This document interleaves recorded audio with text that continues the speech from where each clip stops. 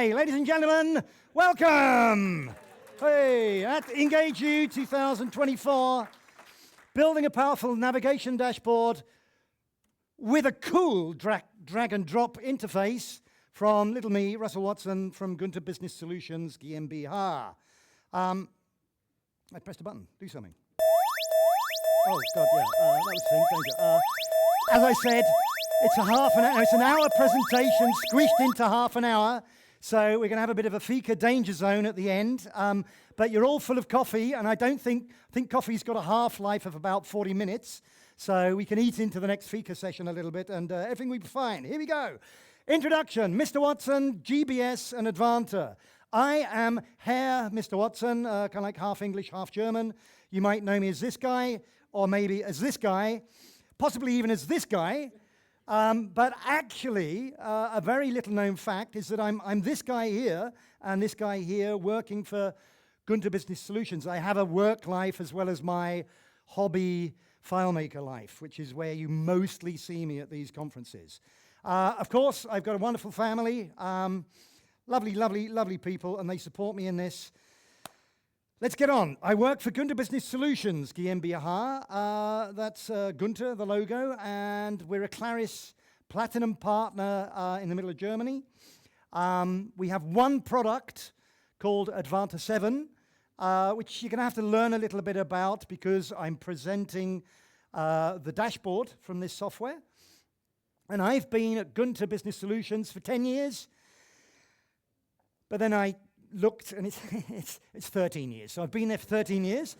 How time flies. Advanta 7. What is Advanta 7? Advanta 7 is an ERP system, but please don't ask me what ERP is. It's one of those things that businesses have. It's got four kind of like editions, four versions. There's a print and sign, a media, a production and service, sales and service. It's ripe. Whereby I mean it's over 20 years old. It's a very old solution. It's come out of FileMaker 5 and 6 times, been developed over the years, and that means it's large. And just how large is Advanta 7? Well, we got more than 35 files. We got like 200 business modules, over 1,600 business functions, and that means 750 tables, or over 750 tables, 65,000 fields, 5,000 layouts, 250,000 layout objects, and 20,000 scripts with 750,000 script steps.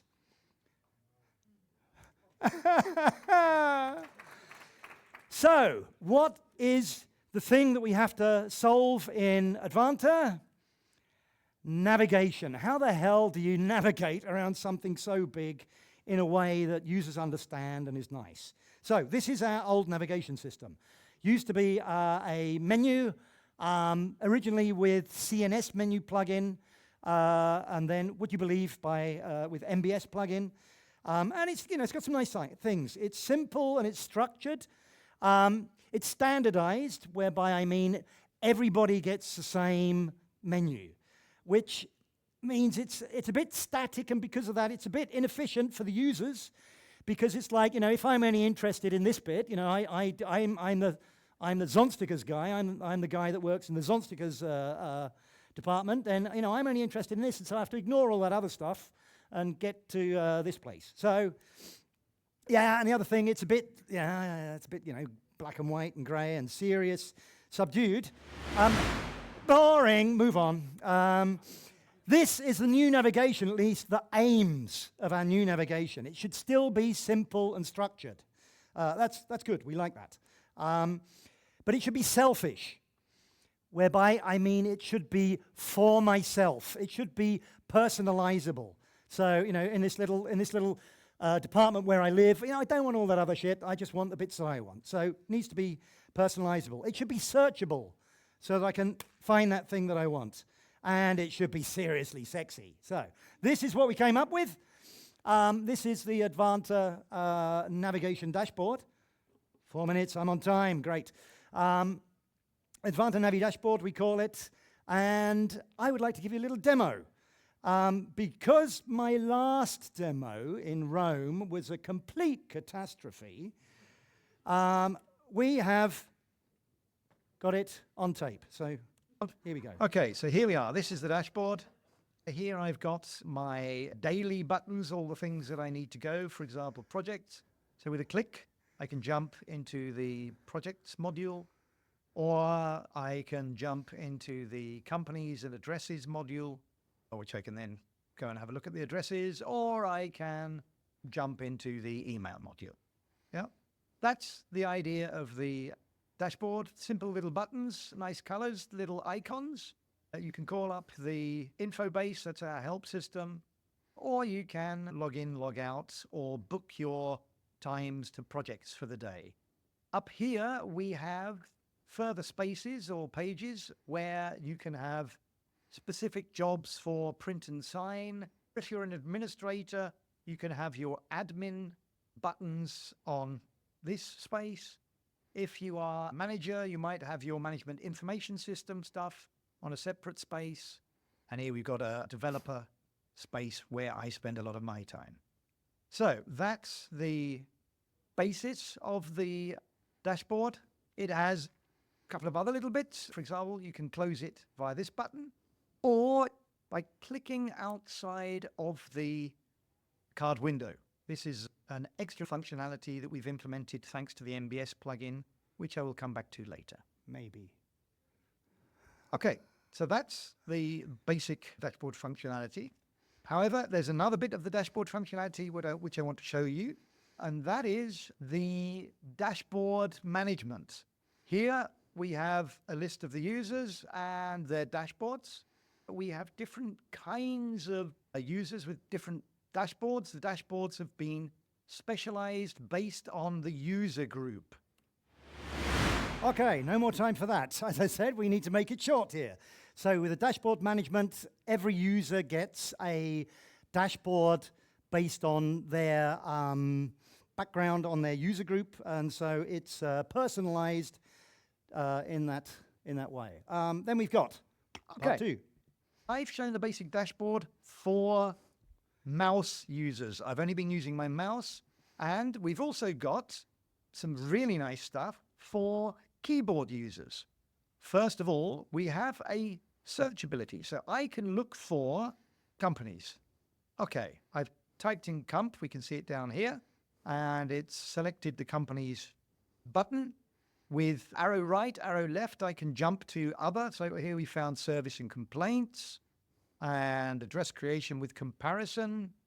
And I can go back, service and complaints, and companies is found on two different spaces. When I found the button I'm looking for, I just press return and bang, we're done. If I want to go back to the contacts, thanks to this menu up here, I can just press Command G to get back into the navigation. Command G, contacts, return, and I'm there. With just a few key clicks, we're exactly where we want to be. That is the efficiency that we've been looking for. As you may have also noticed, we've got some favorites on the Advanced menu here. So if I want to go to sales orders, I can select it from the menu here, or I can press Command Option 4. I come straight to the sales orders.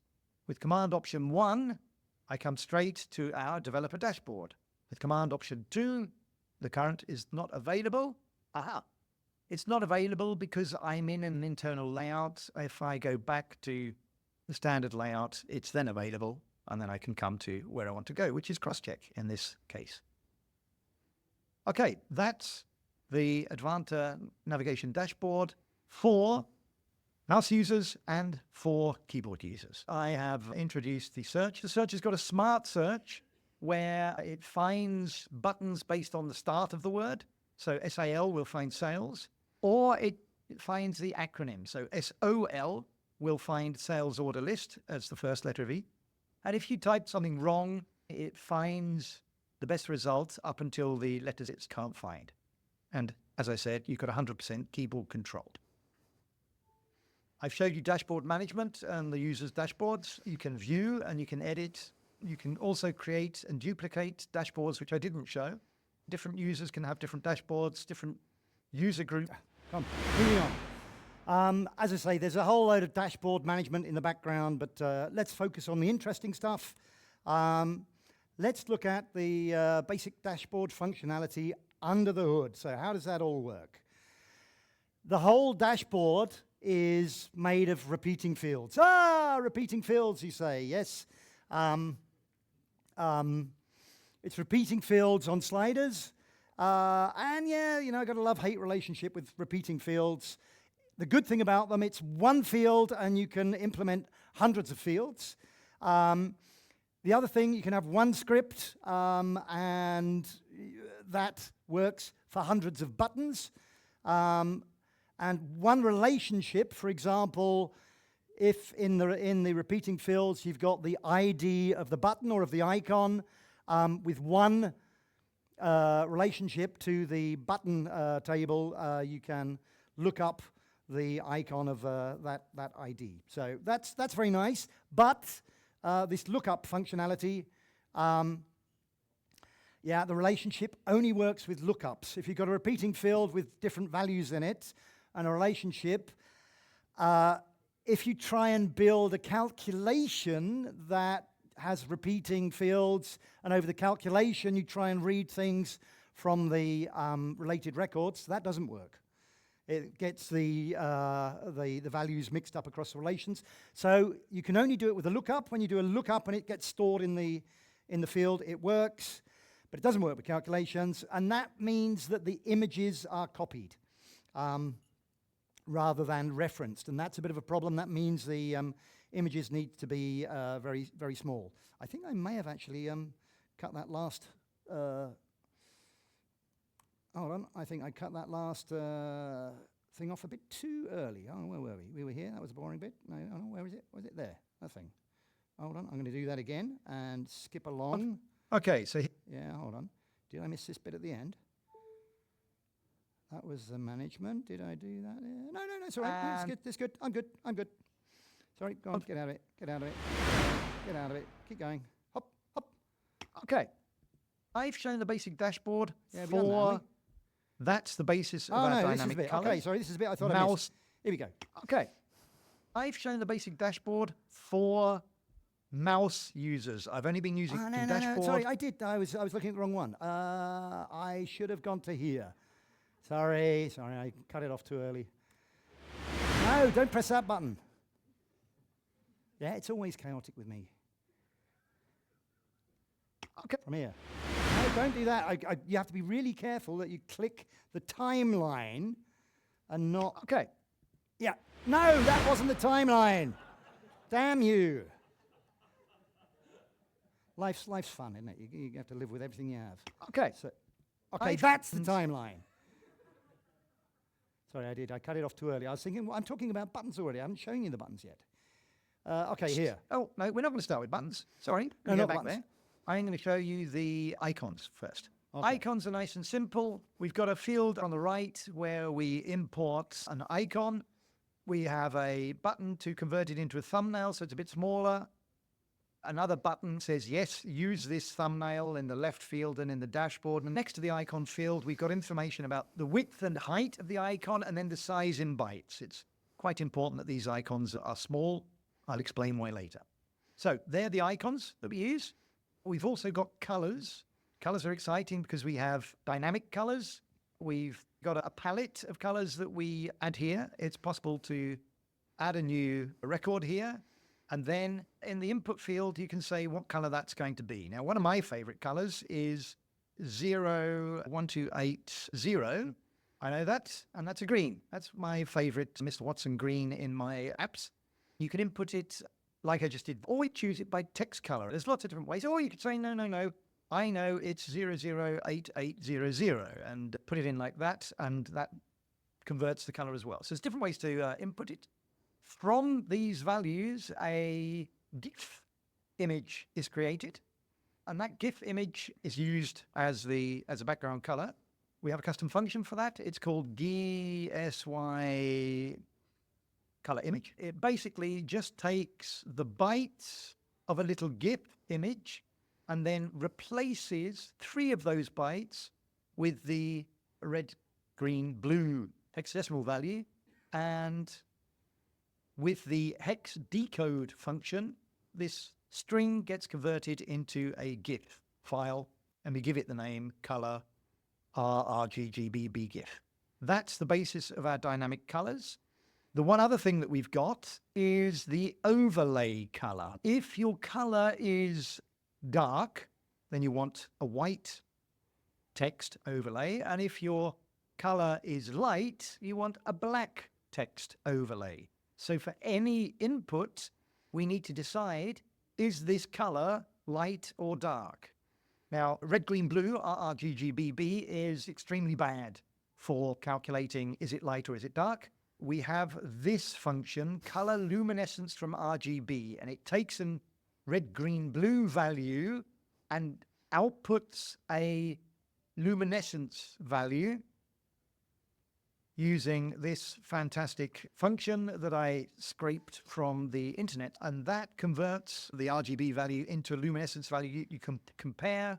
Based on that value, this color text overlay says if that value is bigger than 3, then output black, otherwise output white, a predefined white. Okay? And with these two functions, we decide what's the luminescence of the text. So that's colors. And then the final thing are the buttons. The buttons bring 3 things together. We have the choice of icon, the default color, and the action. Advanta uses a 3-level action system. We have modules, that's the M. We have layouts, that's the L. And we have functions, that's the F. And so you can see up here as well in the navigation. Oh, come on, that's enough of that, isn't it? Moving on. Yeah. Does anybody understand technology? What? Why is it going beep? I don't know. Stop going beep. You don't have to go beep. So, moving on. Okay. So I was talking about repeating fields. They're love-hate relationships. They're used to do these lookups to get the information into the dashboard. And now I want to show the editing functionality. And can you please shut up going beep? You just have to turn your ears off for the beep. Okay. This is editing. Fortunately, hold on, I need to click here because that goes open in YouTube. Very fortunately, our marketing department happened to make a video just a week ago. So you go into editing mode by pressing the button up in the top right corner, and then you get these 2 wings left and right. On the left, you get the modules. On the right, you get the colors. So here you can find a module and just pull it into the dashboard. Or you can filter to find in the left-hand list the modules that you're looking for, and you can pull them in again. Okay, that's the way the module picker works on the left. You can then move the modules around on the dashboard, so you can grab one and move it up there, and they swap places. So Termina has gone up to address, and address has come down to Termina. You can also move it to a different space. So there it is in the top left corner, articles just being moved to this other space. So you can move things across the spaces.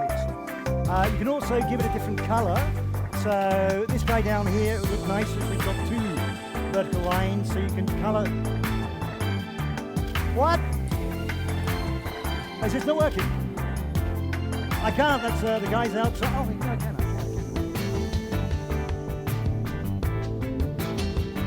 Oh, emojis.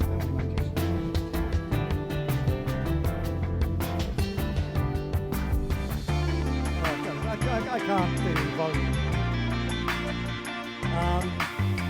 Okay, so you can chuck things in the bin as well, throw things in the bin and they get thrown away. You can throw whole spaces away. In fact, you can throw the whole dashboard away if you want. And if you notice, the bin goes blue, which is a bit like a copy-paste functionality. You can go to a different dashboard and you can pull it back out again. So if you've got something nice on this dashboard and want to take it to another dashboard, you delete it here, not forgetting to put it back, and then go to another dashboard. Okay, favorites. We can forget favorites. No time for favorites. Move on.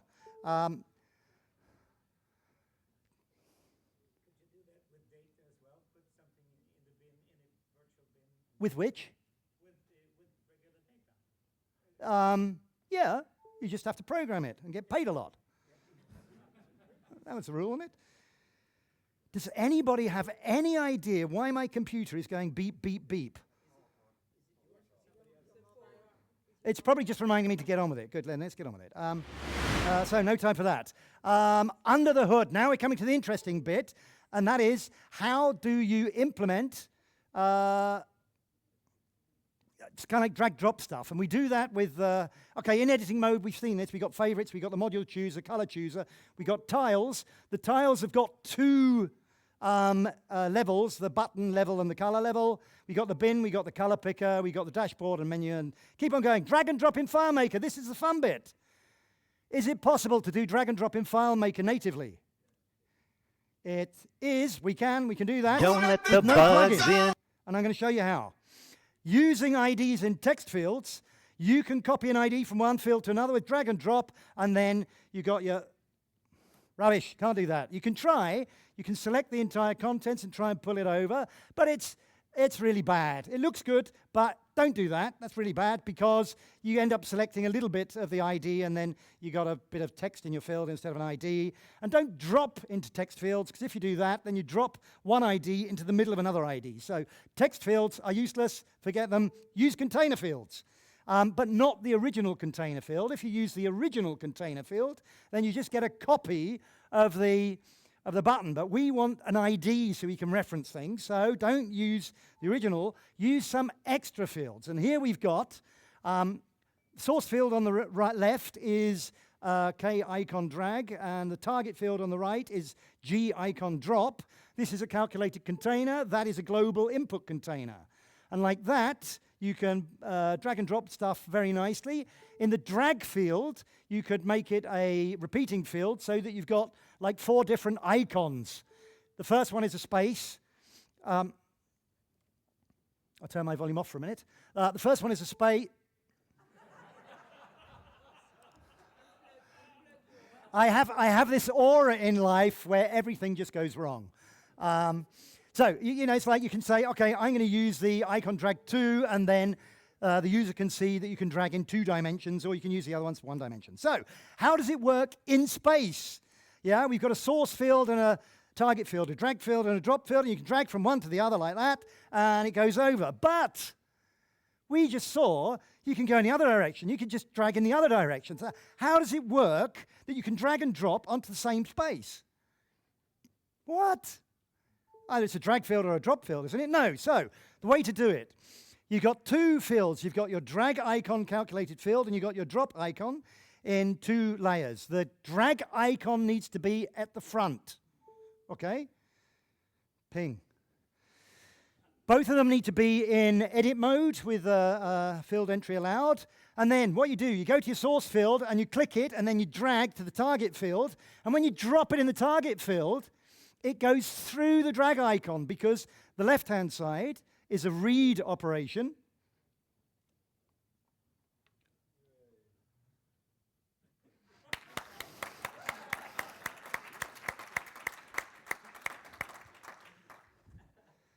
We talk about that in Fika, yeah? Okay, that's good. So on the left, the drag operation is a read operation, and the drop operation is a write operation. And because the drag icon is a calculated field, you can't write into it. You can't change that. So the drop thing passes through the drag field and lands in the drop field. And that's the way, in one place, you can both drag and drop. Because the drag field in the front, you can grab it, but when you drop, it goes through the drag field, ignores it completely, and drops into the container field in the back. That's super! How does it work in time? How am I time? Oh my God! The order of events is very important, and it's really rather nice. Okay, look here. We've got a sequence diagram. This is the user. That's the source field. That's the target field, and he clicks on the source field. When you click on the source field, you kind of like grab the contents, and then you drag and drop, and when you drop it, the first thing that happens is that the target field receives that contents. And after that, the source field is activated. So it's like you click in the source field, you drag and drop, the drop action happens first, and then your cursor is in the source field. So first happens the drop, and then you get the focus in the source field. Very important. All we need to do is to hook on to these two events, and we're nearly there. So how does that work? Here we've got the hook, and so what happens is we put an auto-enter field calculation in the drop field. So where you drop into the drop icon field, the global drop icon field, we put auto-enter there to capture the context of the drop. And similarly, when the focus comes back to the drag field, we put an on-enter object on the drag field, which triggers a script where we can capture the drag context. And if we've got the drop context and the drag context together, we can process drag drop in the script. Nice, very nice. So, what about just clicking? What happens if you just click on a field? Well, if you just click on a field, you have no drag drop, but you do have the field coming into focus, and the on-enter object is triggered.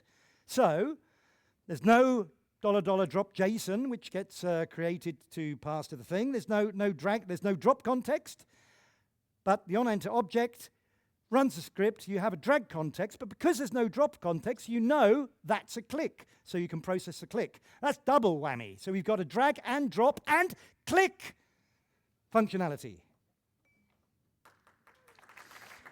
So how does it work in real life at our place? So this is what we've got. Basically, we've got this huge bunch of repeating fields, and then in the different places, we've got different drag and drop fields. Yeah, with different relationships. So here we've got blah blah blah. There we got blah blah blah. So we can check what field we're dragging and dropping, or what table it is. The implementation goes like this. Here we got script engine, the calculation engine, and global variables. First of all, we do our drop first, and so the auto enter is triggered. We have a custom function, G system drop set auto enter, and that creates two $$ variables, drop JSON and drop object. And then we come back and we've let go, and the script trigger gets triggered, and that performs the script. And there's another custom function, global system drag set script parameter, which passes the drag context to the script. That comes in as a parameter, and then we read in the $$ variable so that we've got the drop context in the script, reset the $$ variables, and we're ready to go. We're in a script, we've got all the information we need, and we can do it. So let's do it. Let's do it. Let's do it. Okay, the custom functions. The drop set auto enter spits out the $$ variables and returns nothing. That's important, because when you drop something into the drop container, you don't want it to stay there and look stupid. So it goes through the auto enter, and this custom function returns an empty string. So the thing that you dropped disappears. It's kind of gone sideways in the $$ variables. Yeah, okay, they're not really interesting. Keep going. This is the JSON which gets created. We've got field, drag field, table field. That's like, says which was the drag field, and we've got the drop field over there. Then we've got information about the table name, which can identify the table or the relationship or the portal where you are. And then we've got the record number, which is then like either the record number in the list or the record number in the portal. There's also modifier keys, so that if you hold Shift or Command, you can change the action that gets done. This is the script that we have, long name, forget it. And it handles the drag and drop action, and it does it like this. Yeah, we've got the drag, okay, it does it in 4 steps. We've got the drag context, so we've got a big if, else, if, else, if, else, if to decide what have we dragged. We've then got a big if, else, if, else, if, else, if to decide what we've dropped, and then in that place in the script, we just do that thing. Okay, so we've dragged from the color, and we've dropped to a tile, so we know we need to add the color to this tile, and that's a bit of code that we put at this point in the drag drop handler script. There's one more thing we need to do, and that is at the very end of the script, we have to go to field, go to no field, so that the cursor doesn't remain in the field that you've dragged. So this is a script. It looks something like that. We get the drag context as a variable. We pull in the drop context from the $$ variable outside. We reset it using the custom function.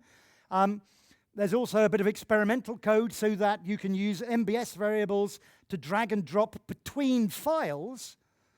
It's kind of a bit theoretical, not tested that bit. And then it goes on and says, okay, it defines variables, puts it all in variables, so we've got loads of variables to read, does a bit of error handling, and then we come to the interesting bit. And so it says, is the drag object the what? If the drag field table name is get field name, Navi dashboard, icon drag space. In other words, if we have dragged a space, then this is where we need to be. Or if we didn't do that, then is that the drag object or the next drag object? We go through the hierarchy and see what we do. But in fact, it was this object. So we're going to handle dragging a space. We're going to read the space number. Which of the spaces did we drag? And that's just the repetition number. Because up here, we've got a repeating field with 7 drag containers for the 7 spaces that we've got. So it decides what is the space that I've dragged from. Is there a drop JSON context? If there's not, then we've clicked. And if we've clicked, then rename the space. You can click on a space, and it renames it. If it's the space you're on, if it's the current space. Have I said that? Yeah, so if the current space number is the space that you've clicked on, and we're not on space 8 is the define your favorite space, then rename it, okay? And then show it. Oh no, if it's not renaming, then show it. So you click on a space once, and it comes to the front, you click on it again, and you can rename it. Okay, and this is dragging a space to a space. So that's if we drag from a space and drop to a space, then we're dragging from one space to another, and we can read the target space, we can activate the source space, and then, do nothing if it's dragging to the favorites, but if it's a space-to-space drag, then if you're holding the Alt key, then duplicate the space. If you're holding the Shift key, then just move it and overwrite the target space. Otherwise, swap the 2 spaces. So you've got loads of functionality in a little space, and here at the end we then activate the target space. So that's kind of like the structure that we have.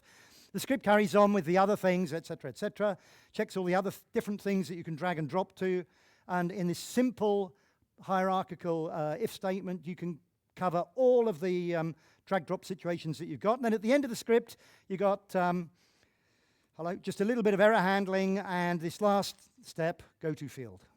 And, not bad. Conclusions, I'm 2 minutes over, but if you'll excuse me, I'll go on for another couple of minutes.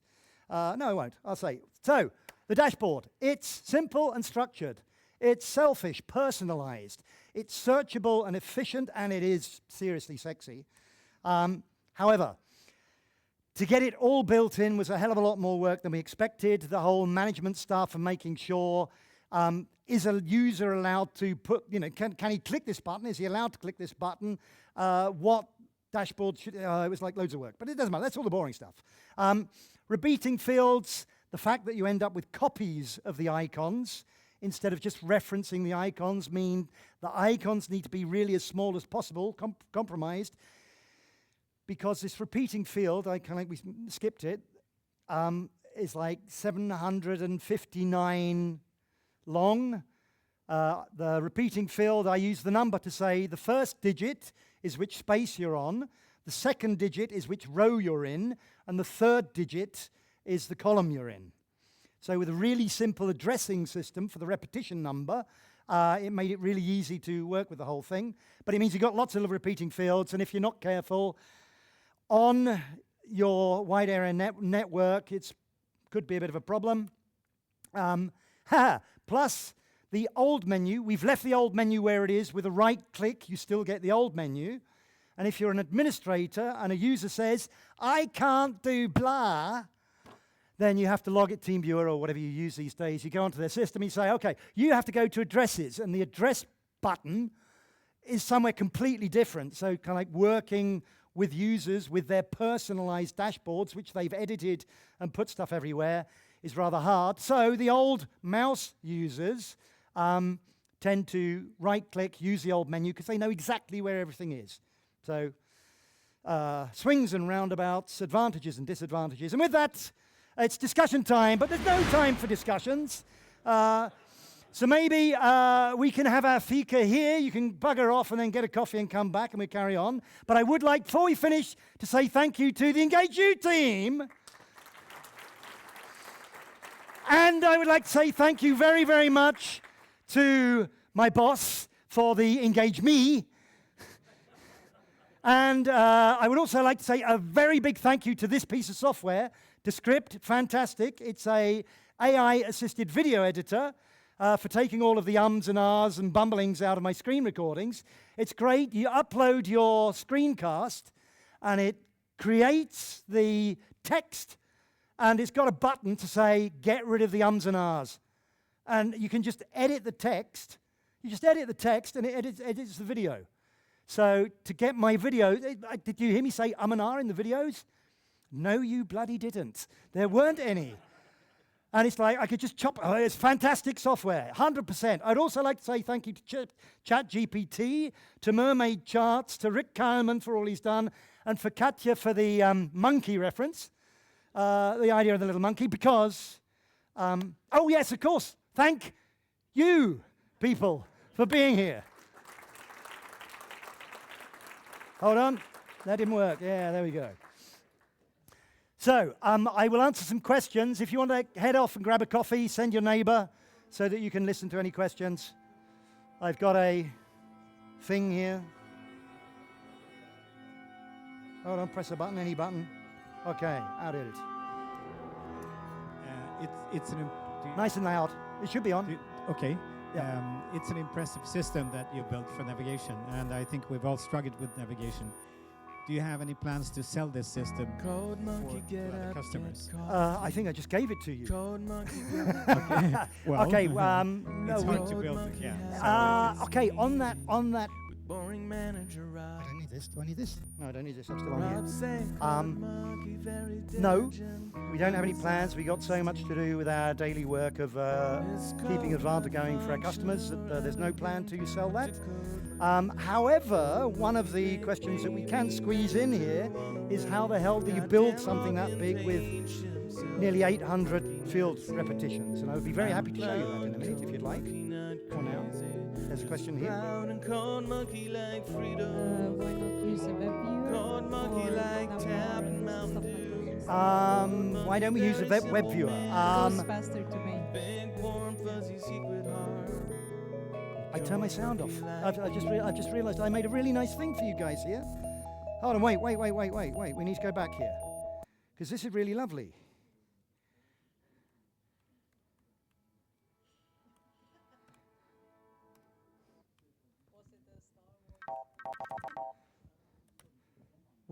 Where? Okay. I made a really nice song for you all here, but it's whatever. Web viewer, we don't use it in the first instance because of the problems on Windows with web viewers sometimes. Because back then when we made this thing, we couldn't do JavaScript. In the meantime, we've built a web viewer-based thing, but it's not yet in a state that it can replace this. And this is nice. Apart from these slow GIFs, it's all right. Would anybody like to see how I build it? Does it work in WebDirect? No. WebDirect's only got the one layer, and so the two layers here.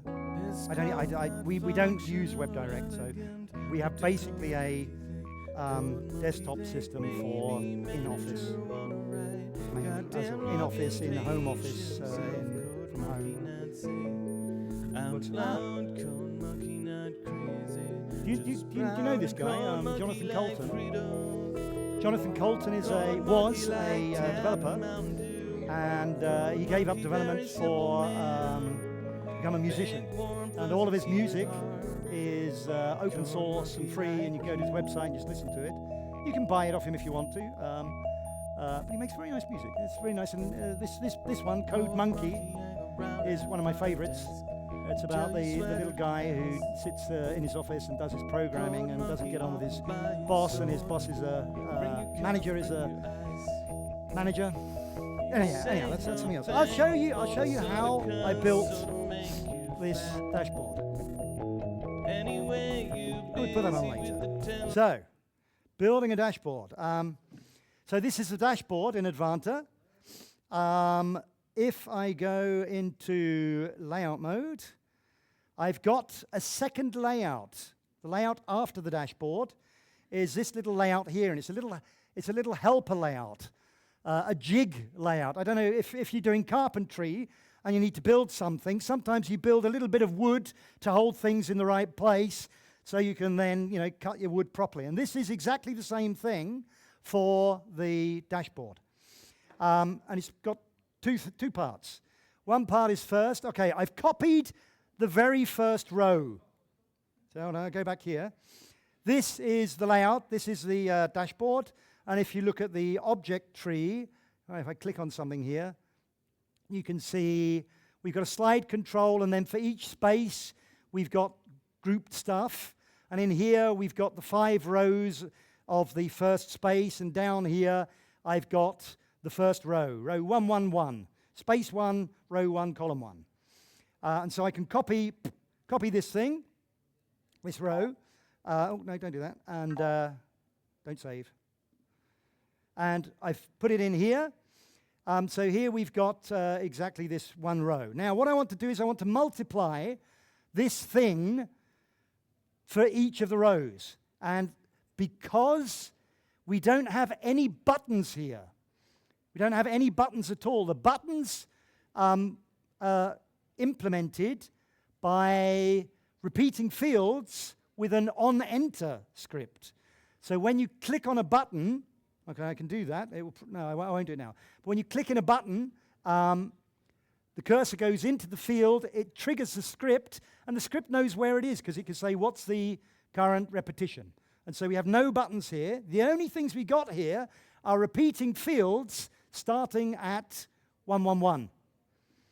So here, starting at 111. So what I'm going to do, if I copy, this is like my one row which I've programmed to be exactly what I want. And then I go into my favorite piece of software, FM Workmate. FM Workmate is a tool of mine that I've made. It's free. It's on GitHub. Go look for it. In FM Workmate, we've got FM Text Multiplier. And up here, with Command Option V, you can convert the object into XML. So we now have the XML. MBS isn't... okay, it's converted the XML. So we've got the XML of this object. And now I want to multiply it.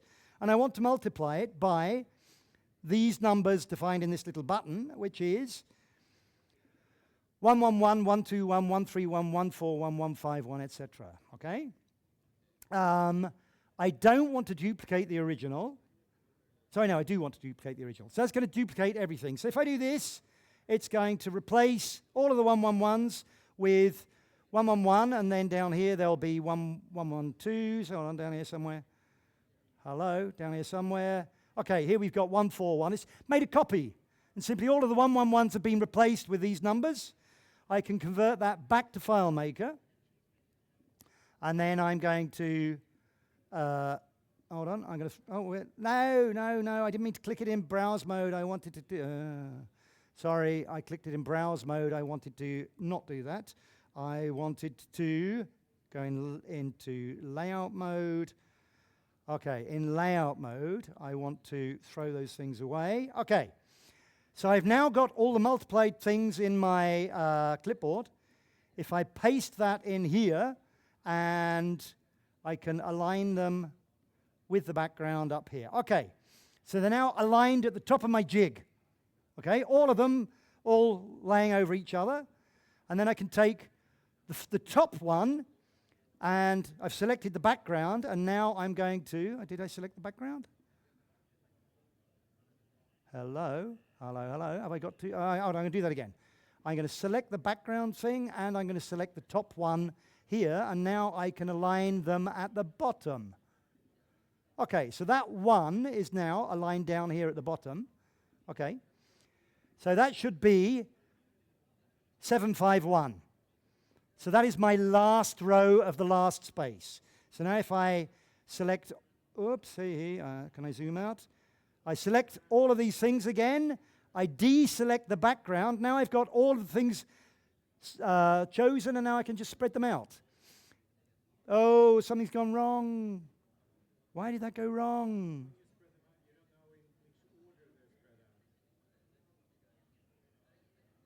Do I have too many? Why did that not work?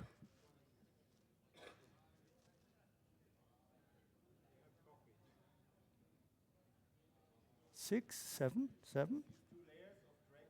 Okay, well, this is why you don't do live demonstrations. Oh,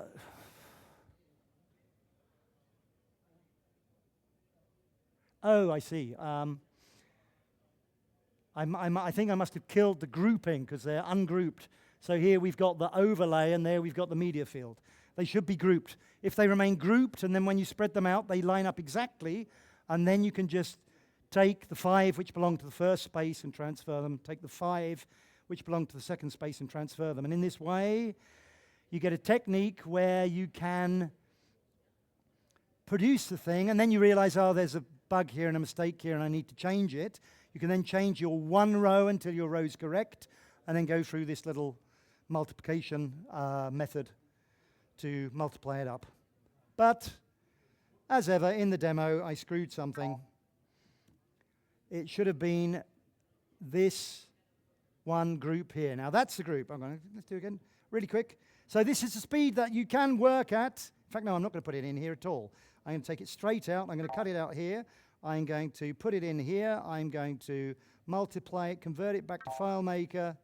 I'm going to put it in here, and we see this time if I put it in here and put it up to the top, select the top one, put that down to the bottom,